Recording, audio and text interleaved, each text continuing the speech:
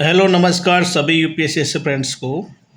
मेरा YouTube channel only UPSC civil exam 88 by Dhandhilal sir. इस channel पर आज मैं पढ़ा रहा हूँ भारतीय अर्थशास्त्र और उसमें मेरा टॉपिक है इकोनॉमिक्स एंड इकोनॉमी, अर्थशास्त्र और अर्थव्यवस्था। हर दिन अब मैं भारतीय राजनीति और अर्थशास्त्र में से 5-5 क्वेश्चन कराऊंगा, जिससे आपकी नॉलेज बढ़ेगी और ये आपके प्रीलिम्स में ज़रूर काम आएंगे। अब मेरा है इकोनॉमिक्स एंड इकोनॉमी।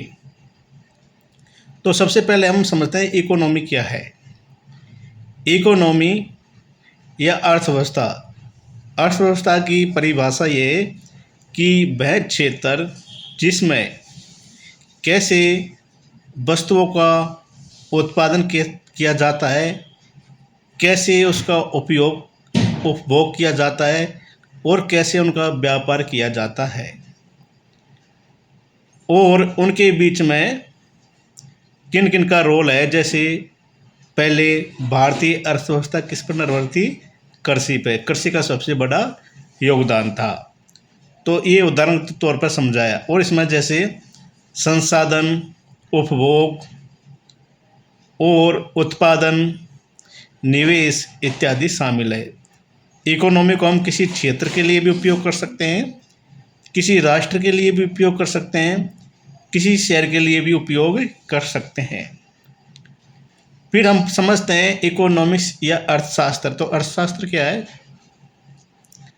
जैसे अर्थशास्त्र का जनक कौन है? एडम स्मिथ है, और इन्होंने अर्थशास्त्र को धन का विज्ञान नाम दिया। किसका नाम दिया? धन का विज्ञान के नाम से भी इसे पुकारते हैं।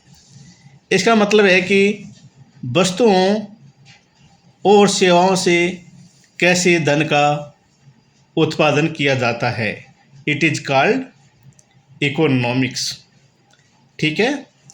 अब हमारा है क्वेश्चन नंबर 1, समष्टि अर्थशास्त्र मैक्रो इकोनॉमी के अंतर्गत किन किन आर्थिक मुद्दों को सम्मिलित किया जाता है। क्वेश्चन नंबर 1 क्या है? समष्टि अर्थशास्त्र के अंतर्गत किन किन आर्थिक मुद्दों को सम्मिलित किया जाता है। उसमें राजकोषीय नीति, मौद्रिक नीति, ऑप्शन 3 मुद्रास्फीति एवं अविस्फीति, ऑप्शन 4 सरकारी बजट। नीचे दिए गए कूट का प्रयोग कर सही उत्तर चुनिए। तो समष्टि अर्थशास्त्र का मतलब ये होता है कि इनमें परिवर्तन से, और अगर इनमें किसी का प्रॉपर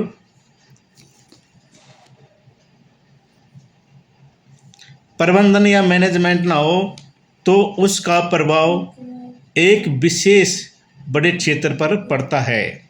जैसे राजकोषीय नीति है, मौद्रिक नीति है, मुद्रास्फीति एवं स्फीति है, सरकारी बजट है।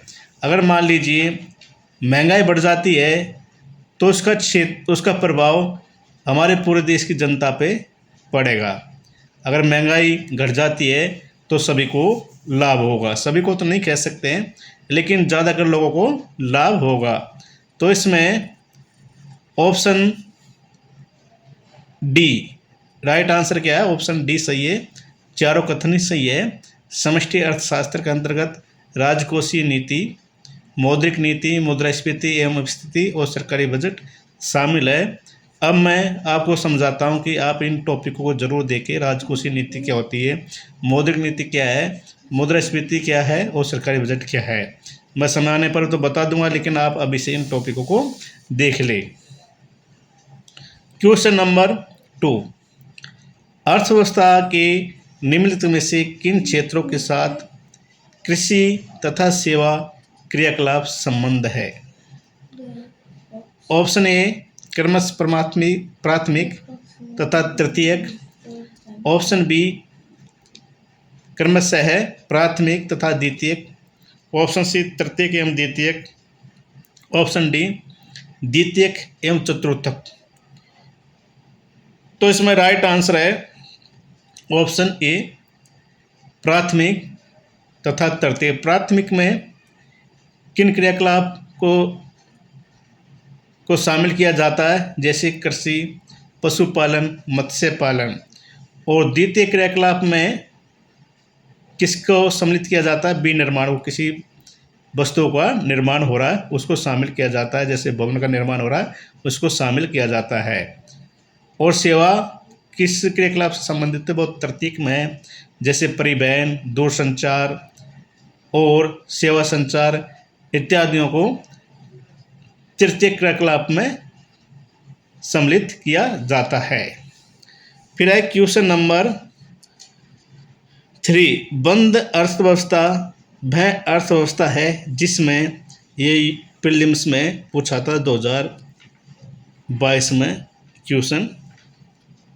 ऑप्शन ए मुद्रा पूर्ति पूर्णतः नियंत्रित होती है। ऑप्शन बी घाटे की वित्त व्यवस्था होती है।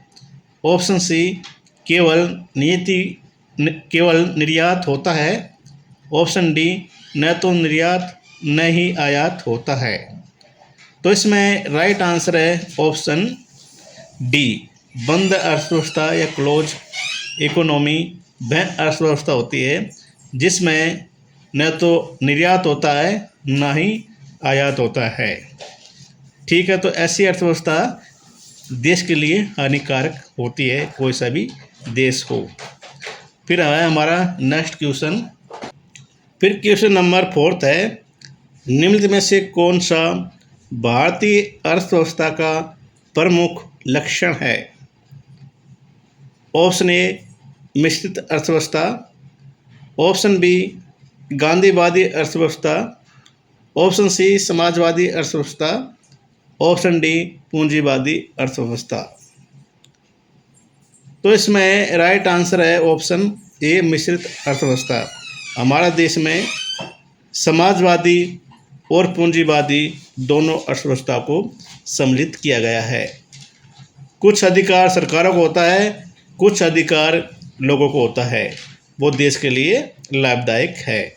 ठीक है, तो कौन सी अर्थव्यवस्था है हमारे देश में, मिक्स इकोनॉमिक्स। ठीक है, तो मिश्रित अर्थव्यवस्था हमारे देश में है, क्वेश्चन पूछ सकता है। ठीक है, फिर है क्वेश्चन नंबर लास्ट। अपनी वैश्विक काल में विभिन्न आर्थिक क्षेत्रों में संलग्न जनसंख्या के आधार पर निम्नलिखित क्षेत्रों को घटते क्रम में लगाइए। तो अपनी वैश्विक काल कब था, अंग्रेज़ों का शासन के टाइम था, उसे हम अपनी वैश्विक काल कहते हैं। तो इसमें ये पूछ रहा था कि विभिन्न आर्थिक क्षेत्रों में संलग्न जनसंख्या के आधार पर निम्नलिखित क्षेत्रों को घटते क्रम में लगाइए। सबसे बड़ा क्षेत्र कौन है, कृषि क्षेत्र, विनिर्माण, सेवा। तो इसमें राइट आंसर है ऑप्शन सी, 70 से 75% लोग अपनी वैश्विक काल में कृषि क्षेत्र में संलग्न थी। उसके बाद में 15-20% किस कार्य में थी, सेवा क्षेत्र में, और बाकी 10% विनिर्माण क्षेत्र में संलग्न थी। ठीक है, तो सबसे ज़्यादा औपनिवेशिक काल में कृषि क्षेत्र में ज़्यादा जनसंख्या संलग्न थी, उसके बाद में सेवा क्षेत्र में, और फिर विनिर्माण क्षेत्र में। तो ये क्वेश्चन पूछ सकता है।